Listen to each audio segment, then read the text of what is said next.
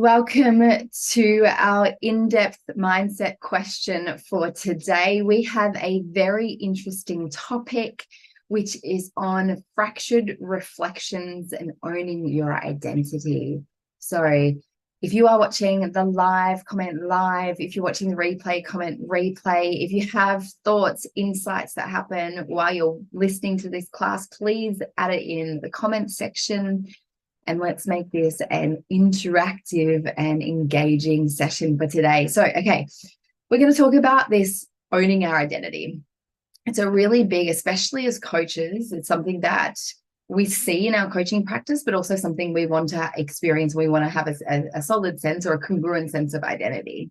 So an identity crisis essentially is this, it can be a profound and intrinsic existential crisis that people, or challenge that people can go through.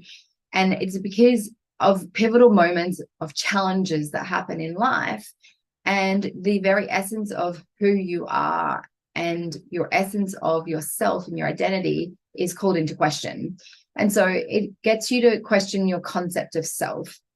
And so during this crisis, we can have periods of time in our life that we go through crises, birth, deaths, and marriages, for example. But there are also other crises that we can go through that get us to struggle with the sense of self and struggle with our life. And so the result of this is we can go into this deep exploration and ask the core question of who am I, which is something that people have asked for a very long time, like, who am I? And so in my 14 years of coaching, this question and these fractured reflections where people really struggle to find a sense of self, where they're not seeing themselves, they're not fulfilling who they would love to be, they're not owning themselves or knowing themselves, it's the biggest challenge that I see people face. And so a client springs to mind when I think about owning their identity. And they had recently said that they had felt like they've been living someone else's life. It's like lost in the world, and then they've been wavering in their career, like going from one career to the next, not really sure. And so one of the languages that they had, so phrases that said is like, they had said that they've stood in front of the mirror one day and they're like, I don't even know who you are. Like, I don't even know you anymore. And it was almost like trying to look at a stranger instead of who they wanted to be or thought they would be. And so this is essentially that fractured sense of identity. So maybe you can relate, or maybe you know someone who has been going through this. And so I really love going on this journey of helping someone to find their sense of identity, because as a coach, when you have that moment, which we had in the business class last night, where one of your clients comes to you and says, I finally say, after decades of living my life, that I actually know who I am, and I see myself for the first time, and I'm expressing myself for the first time, and I'm getting to know myself for the first time. It is very inspiring and tear-jerking. It's like that starfish moment where you throw it back in the water, and it's like, I made a difference to that one. Because once we have a solid sense of self, we can go out to the world. And so it's really getting that that within the self that makes a massive difference to life for them. Because as people are going through that introspective journey and they're grappling with the complexities of their identity, and they're getting to understand themselves, over time, they build up confidence within themselves, certainty within themselves. They have a clearer idea of what their purpose is and their direction, and their relationships create more stability. But going out to the world can be scary for some people. It's like being naked. It's like, oh my God, this is too difficult. And it's difficult, and they struggle with it. Or just even the journey to wanting to know themselves is a difficult journey in itself, and let alone showing themselves to the world. And so if it could be easy and effortless, everyone would know themselves, but it's perseverance and patience, and it's going to take work. But when you work it, it's worth the work, because what else is there to wake up every day instead of feeling like a chameleon growing through life of kind of what everyone else wants you to be, but having that strong sense of identity and having coherence and congruence with your soul and your mind and your life and what's important to you. That's like so meaningful. And so when we have that, we can get meaning out of our life. Because if not, we're finding and living other people's lives as opposed to our own. So today what we're going to do is we're going to unravel this like sense of identity. So we're going to cover 3 things today in our session, and so that you can get a clearer idea of identity. So first of all, we're going to cover the concept of self, or self concept. And so it's like really owning and identifying who you are, which can be the most empowering decision that you'll ever make as a human being and also as a coach. We're going to cover fractured reflections. I've tried to put the words together, which is this, like, what's the hidden signs? Like, how do you know that you're actually rejecting yourself and you're actually fracturing yourself? Like, what are the signs that you're looking out for within yourself, and maybe also in the clients that you're working with? And then also, what's the number one trap people fall into when they go through their identity crisis, and how to essentially avoid it. So welcome to class. Welcome to the session on identity crisis. So first of all, we'll have exploration of like self-concept, because essentially to know your identity of self, it's about your concept of self. And so to have an idea of who you are, it's like your perceptions of who you are, both your inner world and then how you are relative to the outer world as well. So there's an inner world and outer world perception. And so when we have a solid, congruent sense of self, that is essentially going to be merging 3 components. So we have our self-image, how do you perceive yourself? The ideal self, which is more that, what are you aspiring to be and what do you want? But also there's an element of how the other people perceive you as well. And then also that high sense of self-worth. And so those 3 components, when put together, we have a concept of self. Because you've got a concept of who you are, but it's also a concept relative to the environment you're around as well. And so why we want to then develop a concept of self is because it's going to make us more resilient to challenges, because you know how to make decisions and you know how to navigate through challenges, because you know your sense of self, you know you're lost in it. You're going to have different types of relationships, because there's a solid sense, when you have a congruent sense of self, you show up differently in a relationship. And so there's less emotional like upheaval and challenges there. And also there may be, because when we don't have a solid sense of self, we can find ourselves kind of hiding away with one relationship and feeling safe and secure in that one relationship instead of going out into the world. We're going to have an increased amount of self-expression, because there's a difference when we know who we are and we go and express ourselves.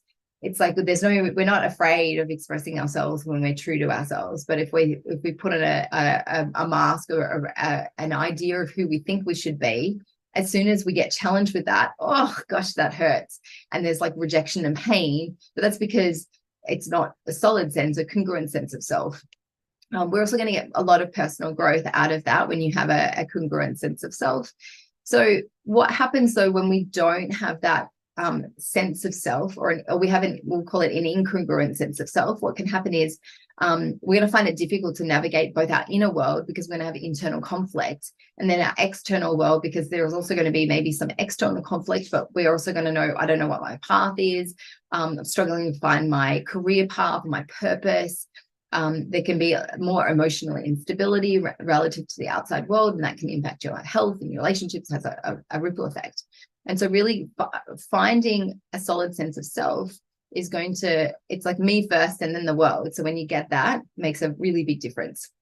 And so there are different things that kind of impact our sense of self. So one is our inner world, and our inner world is our thinking. So Descartes said that, like, I think, therefore I am. So our inner world and our understanding of how our mind works and what we're thinking has a massive impact on our experience of the world.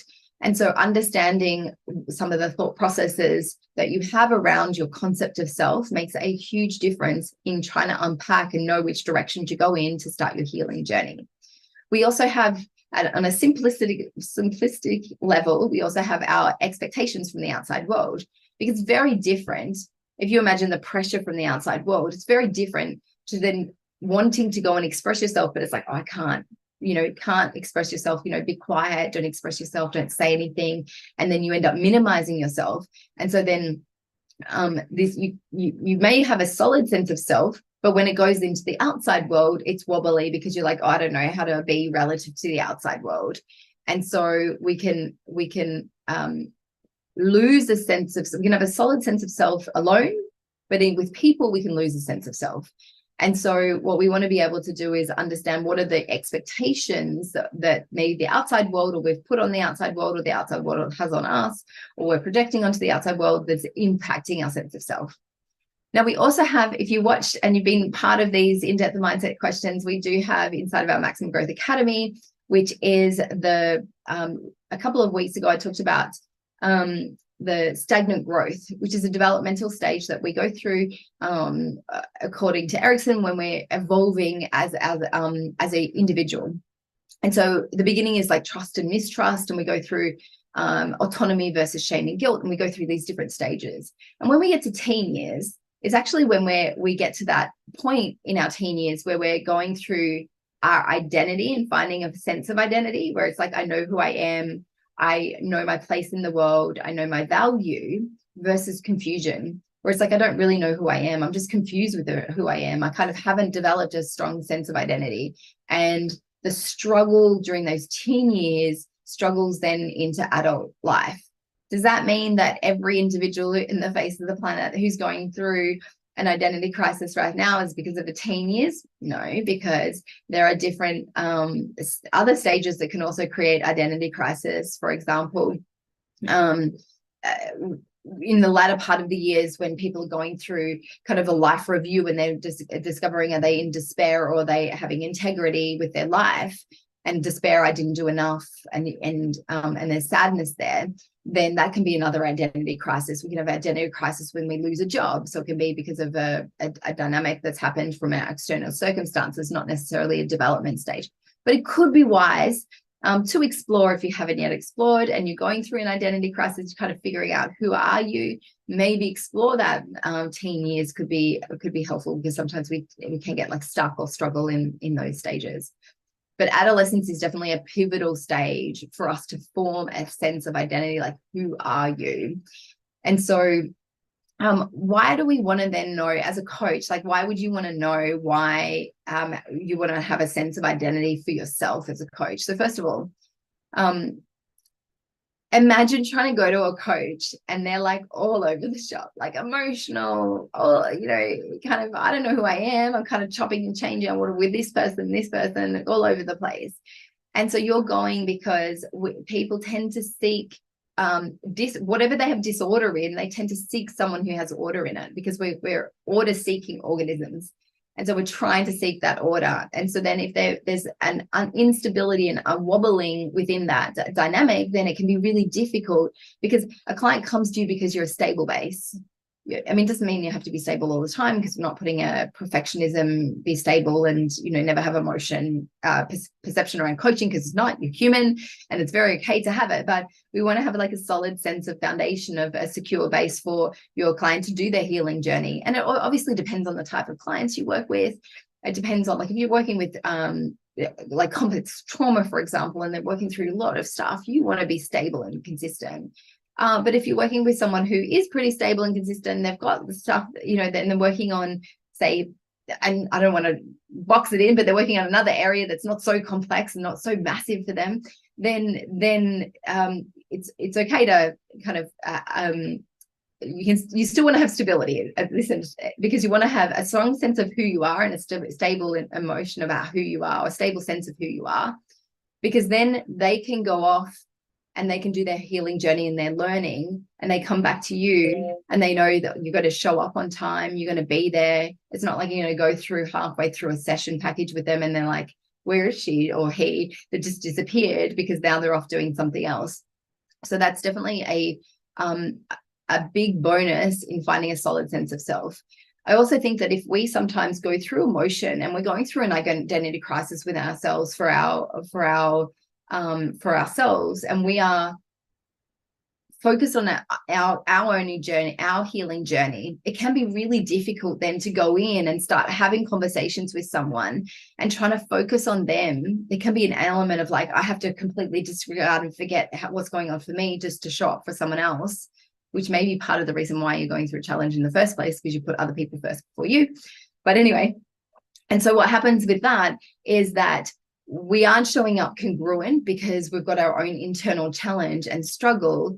And then, and that can be felt within the client session. And then other times it can go to the other side, where you're so focused on yourself when the client's speaking to you, oh, that's me, me. And it's very difficult then to move into, well, how do I help them and how do I serve them? Because you're almost like clouded with the dynamic that's going on for you.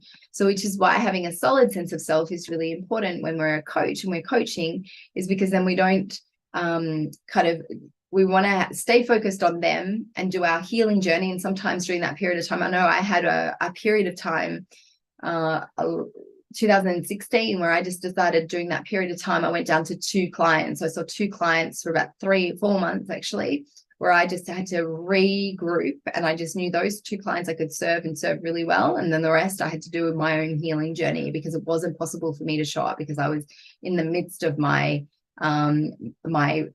phoenix rising, if you want to call it, or my identity crisis.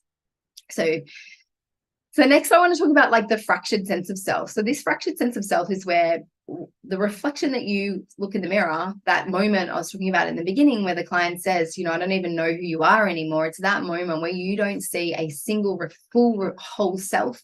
You see reflections, and that can be reflections of who you think other people want you to be, who you think your parents want you to be, a society wants you to be. And as I mentioned before, that in the beginning, it's that of all the years I've coached, that fractured sense of self, which is like not seeing yourself, not fulfilling on what you aspire to be, not owning yourself, not knowing yourself. It's the biggest challenge that people have. So I just want to go through those 4 and what they, how they show up and what the impact of those are in a sense of self.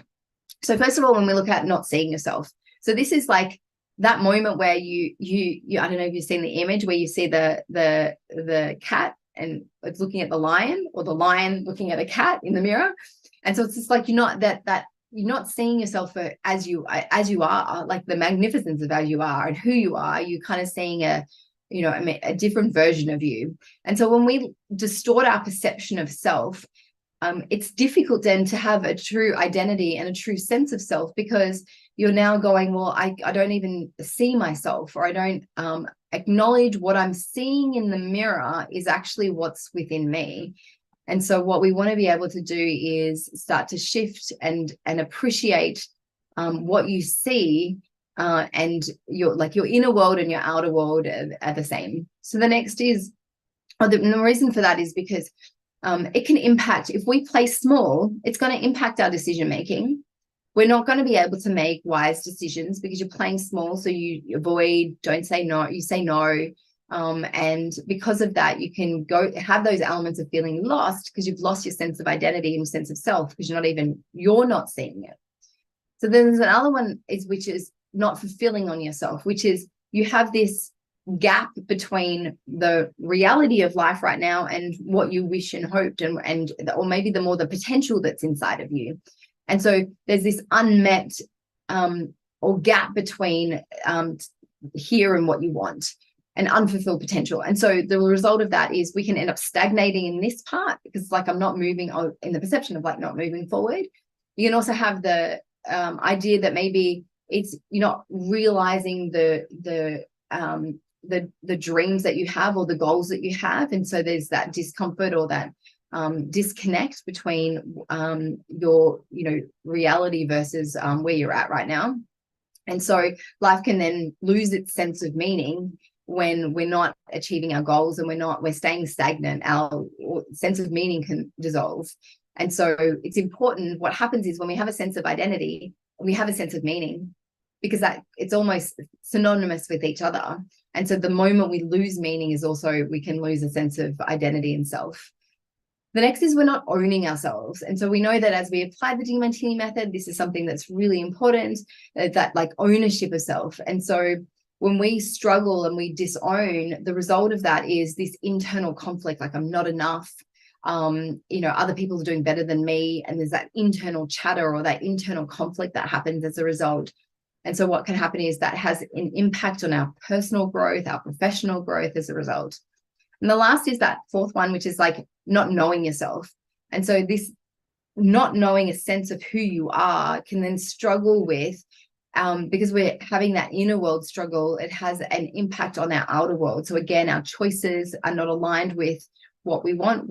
Our outer world might say that we want wealth, for example, but our inner world wants something different. You just want like the richness of family.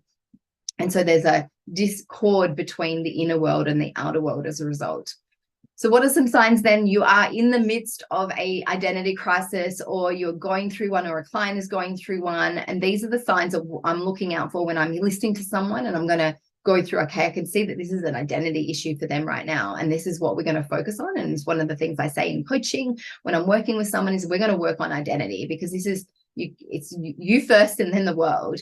And so the first is self-criticism, because self-criticism is already this internal conflict that happens in your inner world, and that it can also be a rejection of self, because it's like you're not loving and appreciating yourself as you are. There's already this internal rejection. So heightened self-criticism can be definitely a challenge. We also have people-pleasing behavior, which means that, because can you ever be yourself if you have to go please everyone else or please certain people? So I'm looking out for that kind of language. There's also fear dynamics that happen as a sign to show that if we can't express ourselves, if you don't have the freedom to go and express yourself. I have one particular client that comes to mind in terms of on social media, and there's this expression I can only express in this particular way because my audience will like it in this way. But it's like, whoa, like, why can't you just express and be you? Like, there's a fear of authentic expression or congruent expression.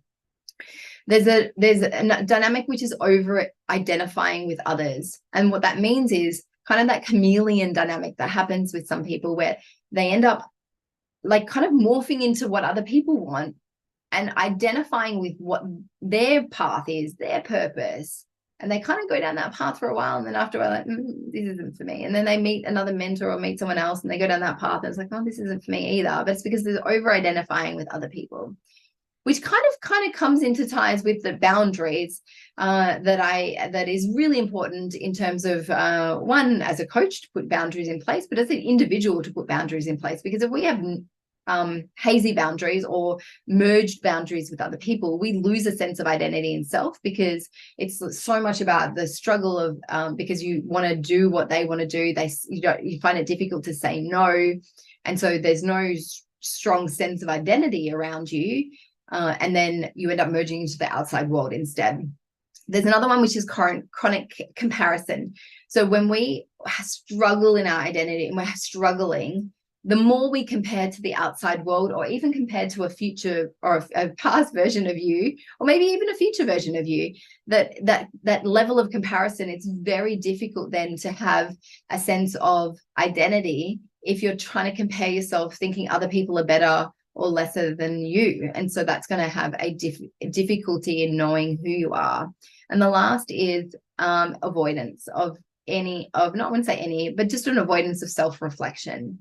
So, or just going deep with your self-reflection. So it's not just about self-reflection. It's like the depth of self-reflection, because to imagine like this is you here, and, you know, like your true sense of self is here. And there's all this like layers of imposed ideas and who you are and emotional charges you put on top of yourself. You kind of have to weed yourself down till you get to that sense of self. And it takes a lot of self-reflection and deep self-reflection to get there. You're not going to get there in one or two questions and one or two responses and then I should be there. And so we want to essentially be able to go deep, because the moment which is another one, you know, when we deny or we have a denial around self-growth, we're not going to be able to find and work through our identity crisis, because we're in that denial phase. So 3 more to go, which is around the seeking of external validation. Validation is a massive one. That whole recognition, validation, let me know I'm okay. And so that cycle of external praise, external validation keeps you stuck in an identity crisis. And there's also if we have consistent discomfort, and what I mean by that is if we put ourselves in that pain position where we're in our own skin, feel discomfort, don't like ourselves, and we find ourselves rejecting ourselves over and over again, then it's very difficult to then see outside yourself and start to get a whole self-concept and a sense of self if there's this difficulty then even and this discord with who you are. And the very last thing I want to cover is perfectionism, because if you're trying to seek a perfect sense of self and who you are. You're denying who you are. And so that definitely is a big block for some people. So the very last part that I want to cover with you today, which is around the number one trap I find people that they fail with when they go through an identity crisis and how to avoid it. And this is a big one, and I hope you can stay tuned in with me and listen, because this is one that is, I see it so many times, because people have, it's when that identity crisis merges with their drive to want to learn and grow, that when they end up finding and trying to look for so many different mentors, you try to go from, it's almost like mentor shopping, or you just do multiple mentors at the same time. What happens in our brain and our mind when we are wanting to solve a problem and we're trying to seek a solution and we try to get that solution, but then we're trying to get it from multiple people, and no one has the same philosophy, no one shares the same information, no one gives you the same advice. If they did, that would be interesting, but they don't. And so this dynamic then, which is it'll be inconsistent with advice, which can fracture your I don't know where to go, create like indecision, or decision fatigue, because you're now overwhelmed with so many different decisions. Then you can also find that the result of it is you're overwhelmed because you don't know which one to go with. You kind of like, I don't know, like which advice is the best bit of advice.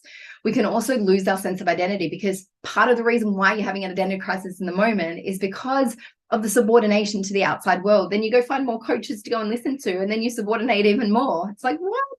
And so it's just it's very difficult. If then part of it is there's a discord between what you want and your future and what your current life is, and then you have one person tell you goals on here and someone else say goals here, and you're like, well, hang on, I don't even know which goals is important. And the reason why, when we know our identity, we set goals that are aligned, but then if we take on other people's goals and what they think we should and could do, and don't listen to the inner world, then we create even a bigger identity crisis than before.